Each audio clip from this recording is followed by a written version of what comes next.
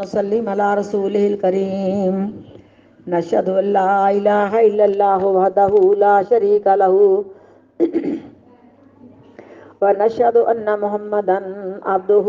ورسوله صلى الله عليه وسلم رب اشرح لي صدري ويسر لي أمري واحلل عقدة من لساني يفقهوا قولي أعوذ بالله السميع العليم من الشيطان الرجيم من همزه ونفخه ونفسه والوالدات یرضعن اولادہن حولین کاملین، اور مائیں دودھ پلائیں اپنے بچوں کو یا اپنی اولاد کو حولین کاملین پورے 2 سال۔ لمن، یہ حکم اس شخص کے لیے ہے، یہ حکم لفظ زائد ہے، بریکٹ دے کے لکھ لیں، یہ حکم لمن اس شخص کے لیے ہے ارادہ جو ارادہ رکھتا ہے ایتم الرضاعۃ کہ پوری مدت دودھ پلائے اپنی اولاد کو یا اپنے بچوں کو، یعنی دودھ کی آخری مدت یہ 2 سال ہے۔ حولین کامل یعنی قمری مہینوں کے لحاظ سے، ہم شمسی مہینوں سے بچے کی پیدائش کی تاریخ لکھتی ہیں، لیکن 2 سال بعد اگر شمسی مہینوں سے دودھ چھڑوائیں گے تو 20 دن دودھ ہم نے اپنے بچے کو زائد اللہ کی ناراضگی والا پلا لیا، تو قمری مہینوں کے لحاظ سے پورے 2 سال، لیکن پورے 2 سال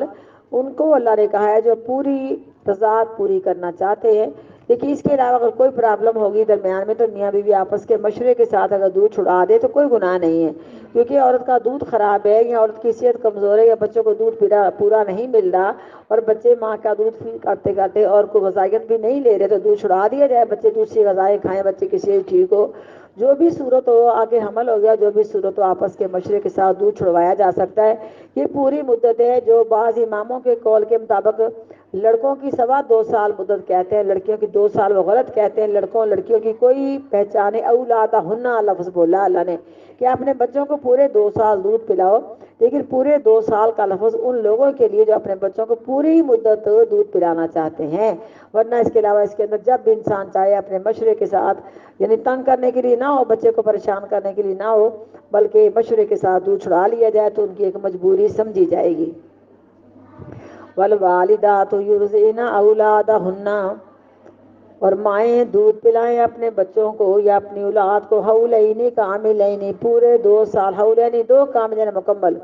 2 سال پورے یا 2 سال مکمل۔ لمن، یہ حکم اس شخص کے لیے ہے ارادہ ایتم الرضاعۃ جس نے ارادہ رکھا ہے کہ پوری مدت دودھ پلائے اپنے بچوں کو یا اپنی اولاد کو، وعلی المولود لہو رزقہن وکسوتہن بالمعروف، وعلی المولود، اور بچے کے باپ کے لیے ہے، لہو بچے کا یا بچے کی ماں کا، رزقہن وکسوتہن کھلانا اور پہلانا، بالمعروفی معروف طریقے کے ساتھ یا شریعت کے مطابق، لا تکلف نفس الا وسعها، نہیں تکلیف دیتا اللہ تعالیٰ کسی بھی نفس کو مگر اس کی وسعت کے مطابق یا اس کی طاقت کے مطابق۔ جب تک بچہ دودھ پی رہا ہے اگر اس کو طلاق دے دی گئی ہے یا جس طرح بھی ہے تو بچے کی ماں کا اور بچے کا سارا خرچہ باپ کے ذمے ہے، جو قوام ہونے کے ناطے اس کا سارا ذمہ پورا کرے، لیکن اللہ فرماتے کسی کو میں اس کی طاقت سے زیادہ تکلیف نہیں دیتا۔ مثال ہے کہ بچے کا باپ زیادہ اس کا کاروبار وسیع نہیں ہے تو اس سے خواہ زیادہ مطالبہ کیا جائے،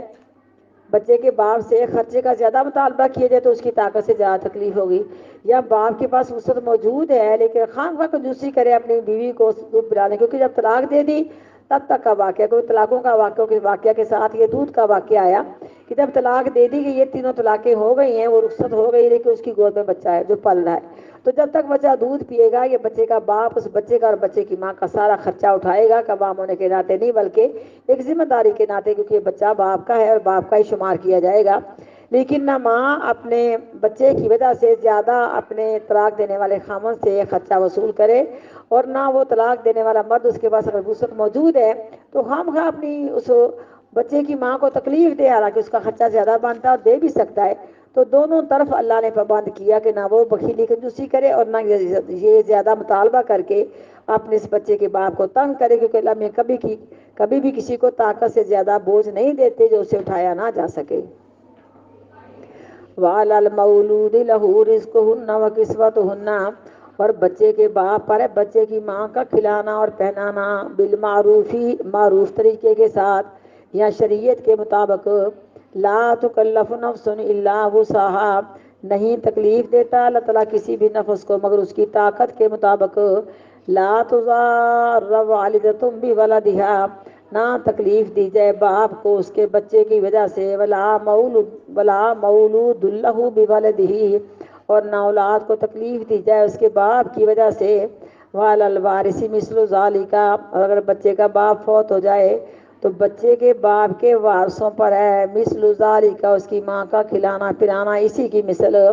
یعنی بچے کا باپ فوت ہو گیا، بچہ گود میں ہے، تو ایسی عورت جو ہے نا یہ 4 مہینے 10 دن گزار کے اب فارغ ہے، تو لیکن جو بچے کے باپ کے وارث ہے ددیال والے، اس وقت اس کا خرچہ پورا کرے، کیونکہ بچہ آخر باپ کے ساتھ ملا دیا جاتا ہے، اس وقت خرچہ پورا کرے، لیکن یہ مشورے کے ساتھ سارا کام ہو جائے، کسی کو تکلیف خام خواہ نہ دی جائے۔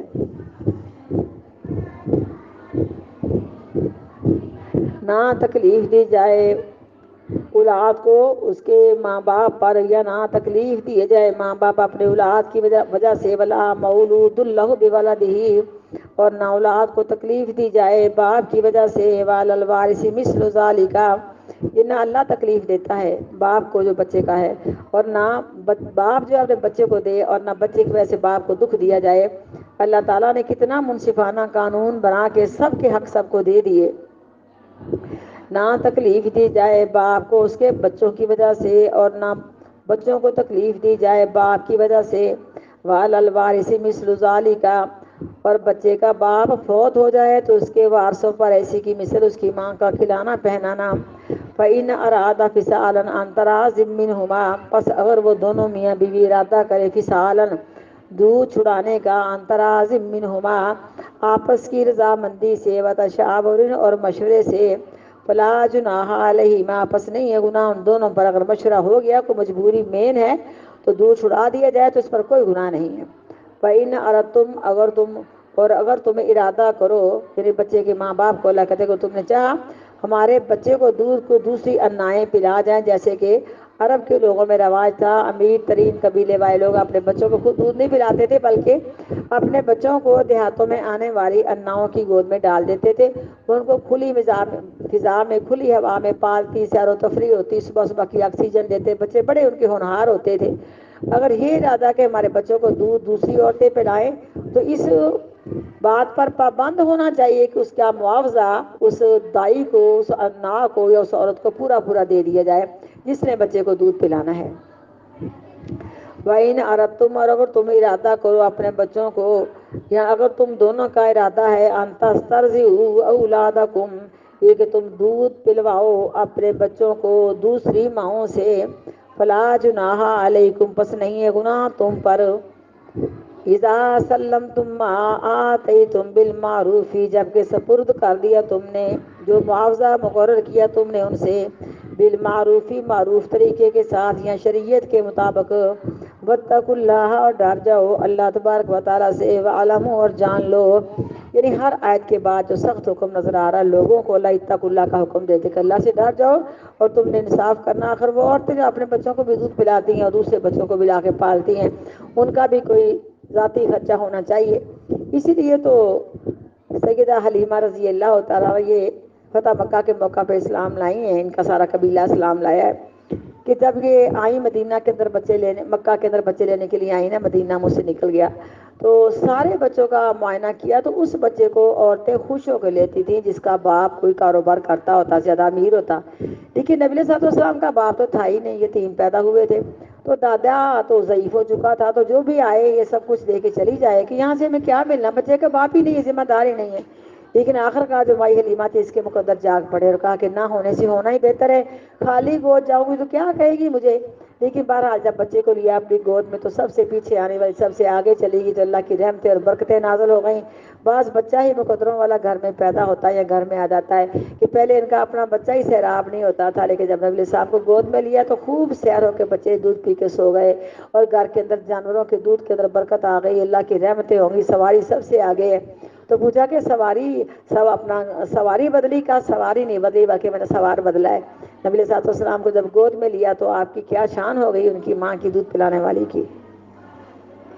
اور اگر تم دونوں میاں بیوی ارادہ کرو، ان تسترضعوا اولادکم، یہ کہ تم دودھ پلواؤ اپنی اولاد کو یا اپنے بچوں کو دوسری ماں سے، فلا جناح علیکم، پس نہیں ہے تم پر کوئی بھی گناہ، اذا سلمتم ما آتیتم بالمعروف، جبکہ سپرد کر دیا تم نے جو معاوضہ مقرر کیا تم نے، بالمعروف معروف طریقے کے ساتھ یا شریعت کے مطابق، واتقوا اللہ، اور ڈر جاؤ اللہ تبارک و تعالیٰ سے، وَاعْلَمُوا، اور جان لو، ان اللہ بما تعملون بصیر، بے شک اللہ تعالیٰ اس چیز کے ساتھ کہ تم عمل کرتے ہو دیکھنے والا ہے۔ والذین یتوفون منکم، اور وہ لوگ جو فوت ہو جاتے ہیں تم میں سے، ویذرون ازواجا، چھوڑ جاتے ہیں بیویاں اپنی، یتربصن بانفسہن اربعۃ اشہر وعشرا، انتظار کریں وہ اپنے نفسوں کے ساتھ 4 مہینے اور 10 دن، فَإِذَا بَلَغْنَ أَجَلَهُنَّ، پس جب پہنچ جائیں وہ اپنی عدت کو، فلا جناح علیکم، پس نہیں ہے تم پر کوئی بھی گناہ، فیما، اس بات میں، فعلن فی انفسہن، جس کو چھپایا تم نے اپنے دلوں میں، بالمعروف، معروف طریقے کے ساتھ یا نیکی کے مطابق یا شریعت کے مطابق،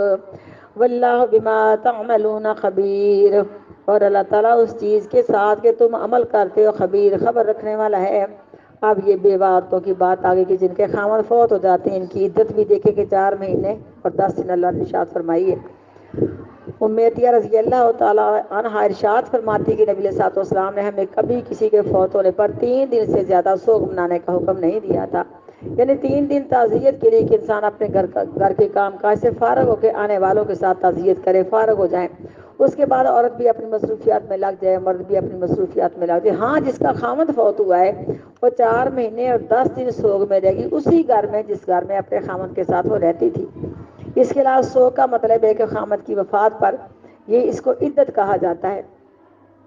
خامد کی وفات پر اپنے تمام زیورات، کانچ کی چوڑیاں، نوز پن، کچھ بھی اس نے پہنا ہوا ہے مکمل طور پہ اتار دے، کوئی زیب و زینت نہ کرے، بلکہ لائٹ کپڑے پہنے، شوق کپڑے پہننے کا حکم بھی نہیں آیا۔ اس کے علاوہ مہندی نہیں لگا سکتی، آنکھوں میں سرما نہیں ڈال سکتی، اور کوئی بھی خوشبو استعمال نہیں کر سکتی، خوشبو بھی استعمال نہیں کرنی۔ ہاں فرمایا کہ جب ان دنوں میں حیض کے دن آتے تو حائضہ عورت عربیوں کے اندر جب ہم حیض سے پاک ہوتی ہے نا تو کچھ خوشبو اپنی شرمگاہ کو لگا لیتی تھی تاکہ وہ سمیل جو خون کی ہے نا یا وہ گندگی جراثیمی والا مسئلہ نکل جاتا۔ جیسے آج ہم یہ بغلوں والا لوشن بھی استعمال کر لیتی ہیں، یعنی اپنے بغلوں میں لگانے کے لیے، میں نے وہاں نہیں کہا، لیکن ہمارے اندر کچھ چیزیں چلتی ہیں نا کہ بغلوں والا لوشن استعمال کر لیا یا سر میں خوشبو والا تیل لگا لیا، تو یہ عدت والی عورت کچھ بھی نہیں کر سکتی، سرما تک نہیں لگا سکتی، کسی قسم کی مہندی اور کسی قسم کا شوق کپڑا نہیں پہن سکتی، لائٹ کپڑے پہنے اور کسی قسم کی کڑھائی اور پھول جو کچھ بھی ہمارے کپڑوں پہ ڈیکوریشن ہوتا ہے نا کچھ بھی نہیں ہونا، سادہ اس کا لباس ہو، 4 مہینے اور 10 دن اس میں اس نے کچھ بھی نہیں کرنا۔ ایک عورت نبی علیہ السلام کے پاس آئی کہ اللہ کے رسول جی میری بیٹی کا خامند فوت ہو گیا لیکن میری بیٹی کی آنکھیں دکھنے لگ گئی ہیں، تو کیا آپ اجازت دیتے ہیں وہ سرما لگا لے؟ آپ نے فرمایا نہیں۔ اس نے دوبارہ کہا اللہ کے رسول جی اس کی آنکھیں دکھ رہی، کیا سرما نہ لگائے؟ فرمایا نہیں۔ جب اس نے 6 بار کہا، یعنی بار بار اس کے دل میں خیال ہوگا شاید کوئی اجازت مل جائے، جب تیسری بار کہا تو آپ نے فرمایا نہیں، اور آپ نے فرمایا پھر تمہارے لیے اب یہ عدت تمہیں مشکل لگتی ہے اور اپنی جہالت کے زمانہ کی عدت کو یاد کرو، وہ تمہاری عدت پورے سال پر محیط تھی۔ جہالت کے زمانہ میں عدت گزارنے کا ان کا اصول تھا، اس کا خامد فوت ہو جاتا نا اس کو تنگ تاریک گندی کوٹری میں داخل کر دیا جاتا۔ جیسے آپ نے کبھی جانوروں والی جگہ پہ کوئی دیکھا ہوگا ٹارا سا بنا ہوتا ہے، اس میں کچھ نہ کچھ کبھی پاتیاں پڑی ہیں، کبھی کچھ پڑا کبھی کچھ، یعنی تنگ تاریک کوٹری میں داخل کر دیتے۔ کوئی لباس اس کا اچھا نہ ہوتا، کوئی اس کی آب و ہوا نہ اس کی اچھی ہوتی، اور پورا سال اس کو کوٹری میں رہنا ہوتا۔ کوئی اپنی خوشبو استعمال نہیں کر سکتی تھی، نہا نہیں سکتی تھی، کپڑے نہیں چینج کر سکتی تھی، گندا پرانا پھٹا لباس اس کو برا بے موسمہ لباس پہنا دیا جاتا۔ جب سال پورا کر کے بچ جاتی سمجھو کہ پیریڈ سے، تو پھر کیا ہوتا ہے اس قدر اس کے جسم میں زہریلا مادہ پیدا ہو چکا ہوتا، حدیث میں آتا ہے کہ اس وقت جب اس کی 1 سال کی عدت پوری ہو جاتی اس گندی تنگ تاریک کوٹھڑی میں،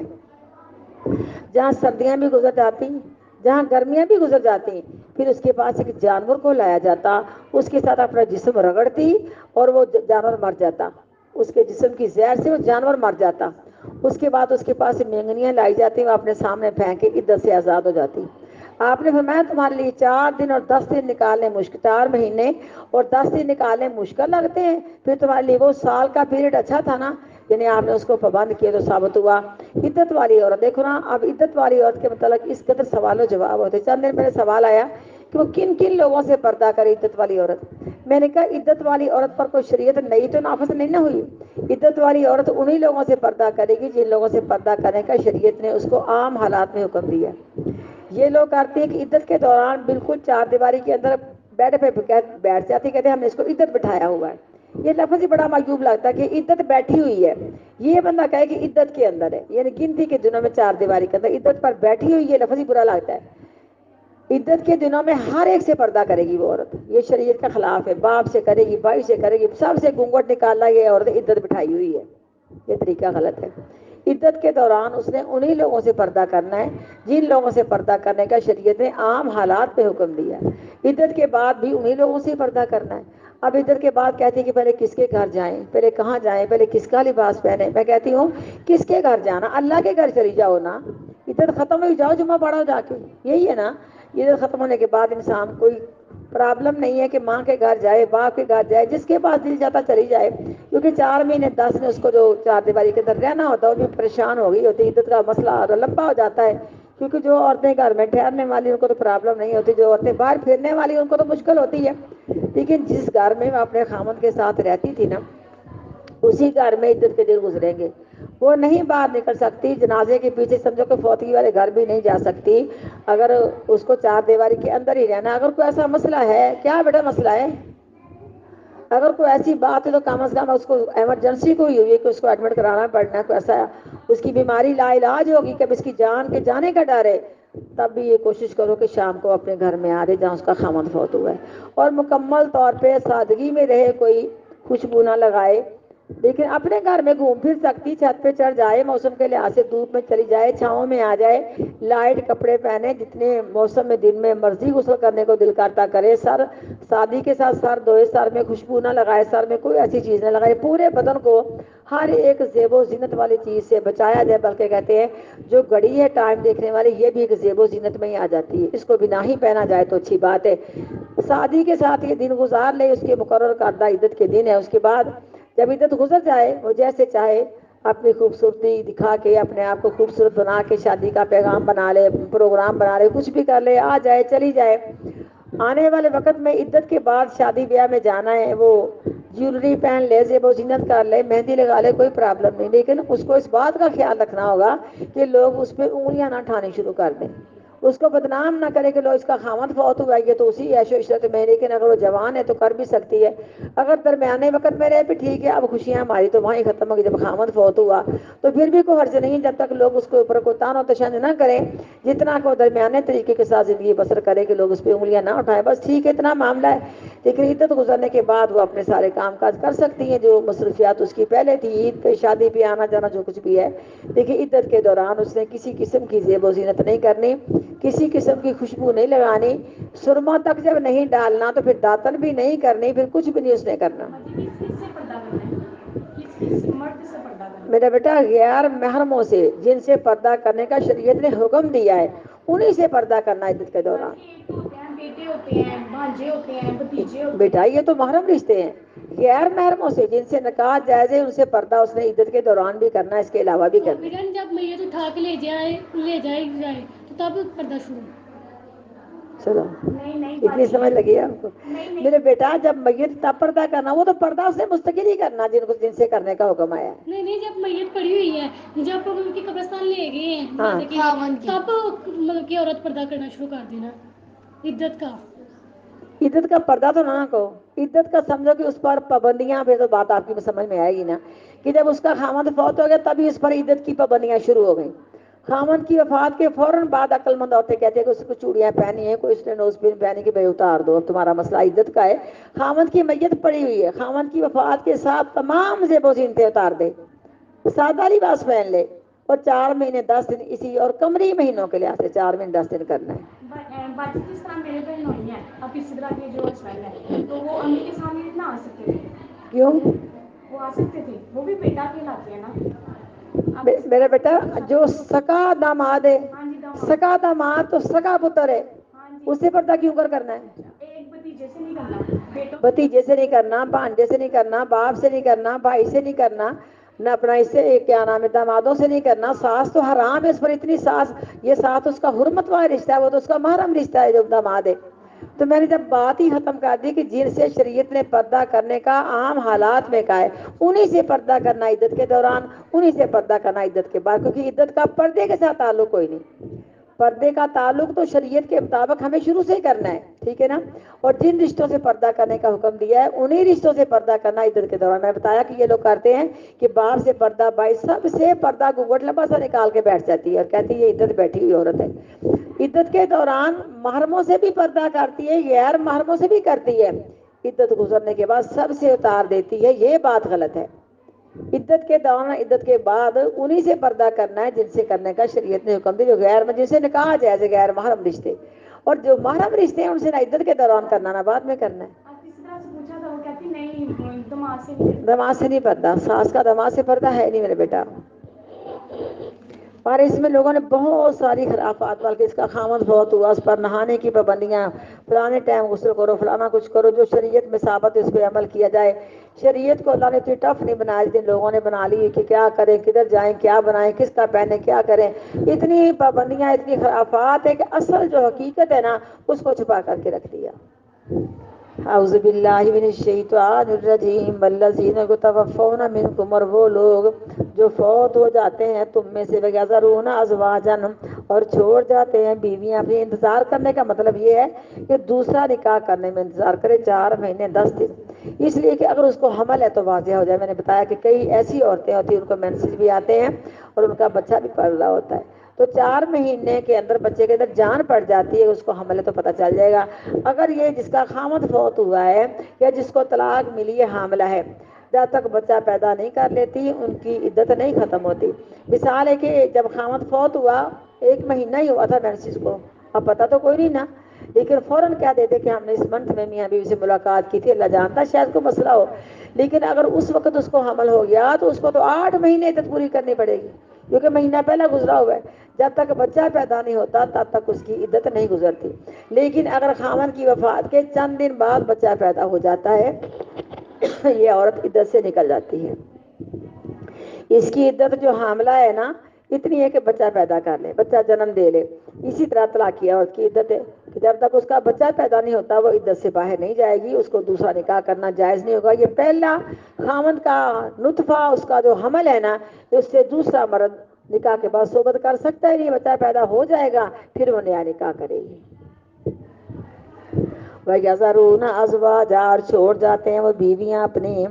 यतरब्बसना बिअन्फुसिहिन्ना, इंतज़ार करें वह अपने नफ्सों के साथ, इंतज़ार दूसरे निकाह का, अरबाता अशहुरिन व अशरा, 4 महीने और 10 दिन, फ़इज़ा बलगना अजलहुन्ना, पर जब पहुँच जाएँ वो अपनी इद्दत को, इद्दत यानी पूरी कर लें, पर जब पहुँच जाएँ वो अपनी इद्दत को यानी इद्दत पूरी कर लें, फ़ला जुनाहा अलैकुम, पस नहीं है गुनाह तुम पर, फीमा फ़अल्ना फ़ी अनफुसिहिन्ना बिलमारूफ, उस बात में कि छुपाया उन्होंने अपने दिलों में मारूफ तरीके के साथ या शरीयत के मुताबिक, वल्लाहु बिमा तअमलून खबीर, और अल्लाह ताला उस चीज़ के साथ कि तुम अमल करते हो खबर रखने वाला है। यानी इद्दत के दौरान उनको कोई हक नहीं बनता किसी के साथ कोई शादी ब्याह की बात करे, और जिसको तलाक़ें 3 हुई हैं उनकी इद्दत में तो बात करनी हराम है। और जिसका खामद फौत हुआ है ना उसके मतलब इतनी गुंजाइश मिल जाती कि इद्दत के दौरान जाके वो बच्ची खुद कह दे कि देखो ना मेरी जवानी है तो इद्दत के बाद कुछ सोचूंगी अपना मुस्तकबिल, सारी उम्र तो बाप के दरवाजे पर नहीं बैठ सकती। या बच्ची की माँ कह दे जाके किसी बच्चे वाले के घर कि देखो आपको पता है आप मेरी बेटी इस तरह बेवा हो गई है, छोटी सी उसकी उम्र है या उसकी अभी जवानी वाला मामला है, अल्लाह से दुआ करना, इशारा उसी को होता है कि बच्चे की इद्दत गुजरने के बाद इसका को अल्लाह अच्छा सबब लगा दे। या बच्चे की माँ, लड़के की माँ, या लड़के के मुतलका लोग या लड़की के मुतलका लोग, क्योंकि माँ बाप के अलावा फुफियाँ मासियाँ रिश्ते और भी होते हैं, लड़की के मुतलका लोग या लड़के के मुतलका लोग इस तरह इशाए किनाए के साथ दूसरे के साथ बात करते हैं कि हमारा बच्चा भी जवान है, हम भी कहते हैं अल्लाह करे कोई नेक मसला बन जाए, दुआ करना अल्लाह अच्छा सबब लगाए, तो इससे इशारा उसी लड़की की तरफ होता है जो इद्दत के अंदर होती है। इस तरह कोई शाए किनारे से बात हो जाए जिसका खामद फौत हुआ बेवा से,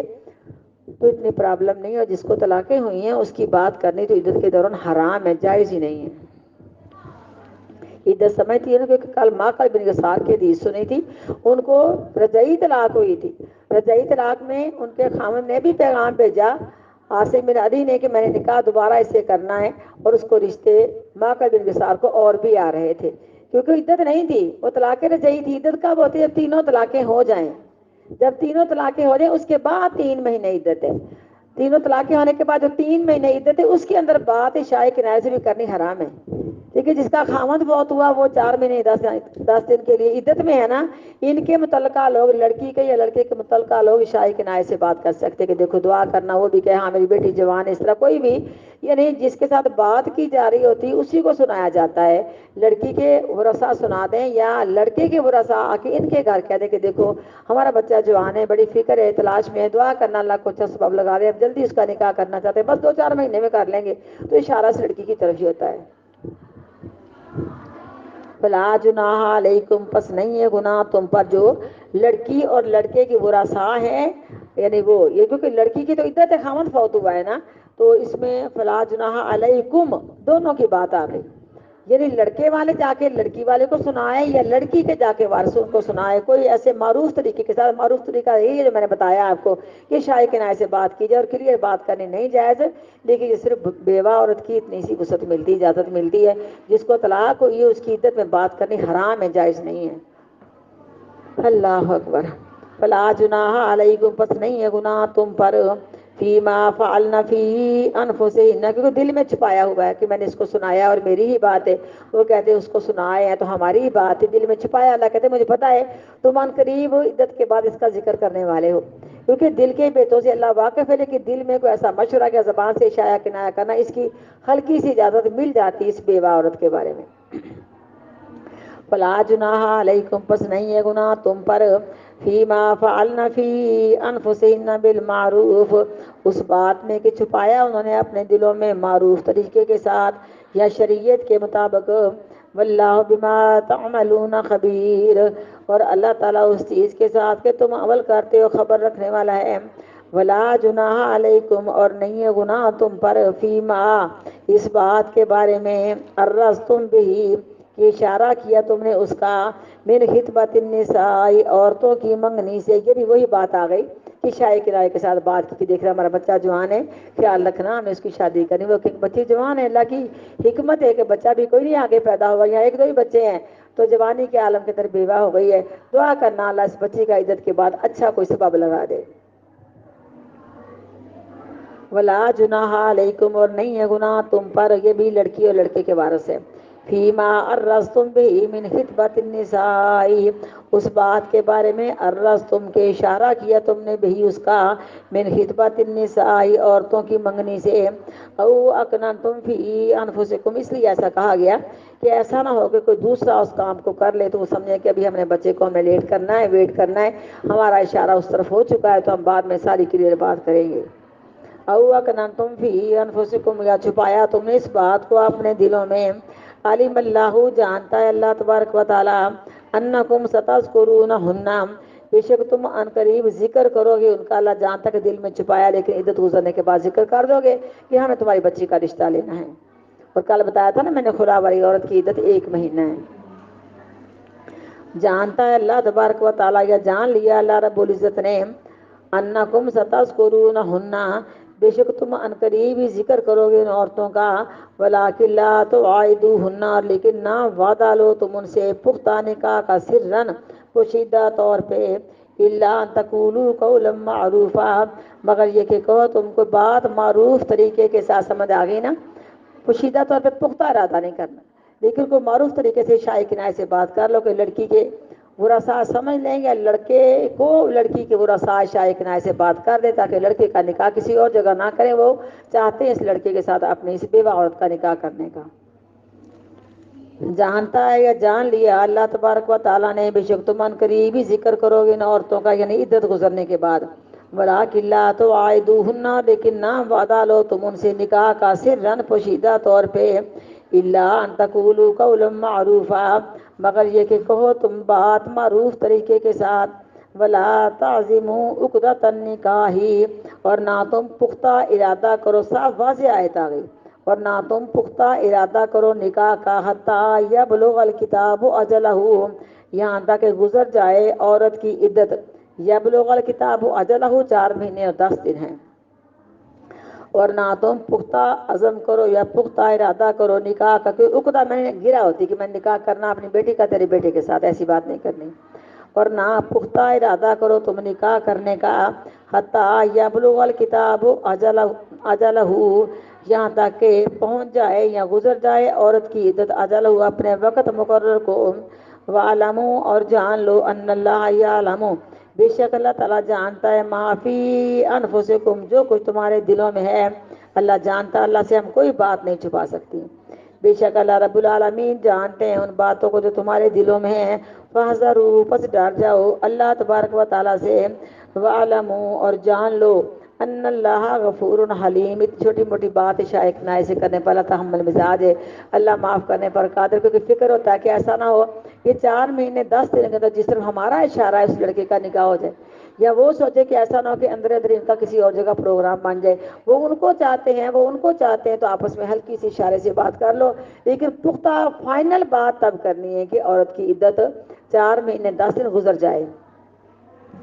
اور نہ تم پختہ ارادہ کرو نکاح کرنے کا یہاں تک گزر جائے عورت کی عدت، یہاں پہنچ جائے لکھا ہوا اپنے وقت مقرر کو، اور جان لو بے شک اللہ تعالیٰ جانتا ہے، ما فی انفسکم جو کچھ تمہارے دلوں میں ہے، فحذروا پس ڈر جاؤ اللہ رب العالمین سے، وَاعْلَمُوا اور جان لو، ان اللہ غفور حلیم بے شک اللہ تعالیٰ بخشنے والا تحمل مزاج ہے۔ سبحان ربک رب العزت عما یصفون وسلام علی المرسلین والحمد للہ رب العالمین۔ سبحانک اللہم وبحمدک، نشہد ان لا الہ الا انت، نستغفرک ونتوب الیک۔